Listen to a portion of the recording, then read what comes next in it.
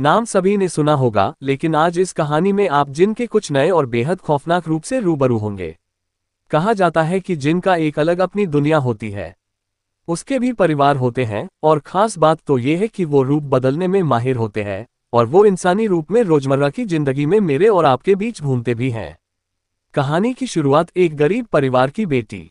ये बात है आज से लगभग 55 या 60 साल पहले की, और ये बिल्कुल सच्ची घटना है। ये कहानी एक मासूम लड़की की है, जो जाने अनजाने में एक जिन की प्रलोभन में आ गई, और उसके बाद जो हुआ वो बिल्कुल खौफनाक था। मिनी नाम की एक 19 वर्ष की लड़की थी। वो अपने माँ बाप की एकलौती बेटी थी, लेकिन उसके घर की हालत बहुत ही दयनीय थी। उसके पिता मजदूरी करके अपने परिवार का भरण पोषण करते थे।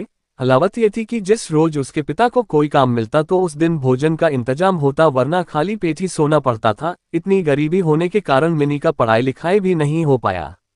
रहस्यमय सामान का मिलना। मिनी अक्सर शाम के वक्त घूमने के लिए खेतों में जाती थी, और वहां एक विशाल मार्शल के पैंट के नीचे बैठती थी। उसके साथ उसकी सहेलियां भी जाती थी।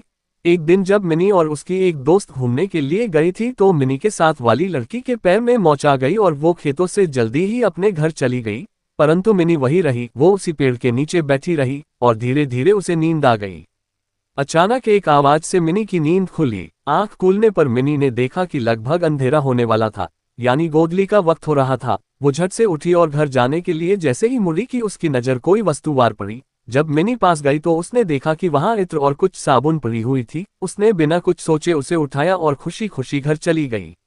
जिन से सामना। जब मिनी घर पहुंच तो उसकी मां ने उस साबुन और इत्र के बारे में पूछी। इस पर मिनी ने झूठ बोला कि वो सब उसकी एक सहेली दी है जो काफी आमिर है। फिर आगे उसकी मां ने उसे कुछ नहीं कहा। आज उसके पिता को काम मिला था, इसलिए वो सभी भोजन करके सो गए। अगले दिन मिनी फिर उस पेड़ के पास गई। वो आज भी अकेली ही थी, क्योंकि उसकी सहेली की पैर अभी तक ठीक नहीं हुआ था।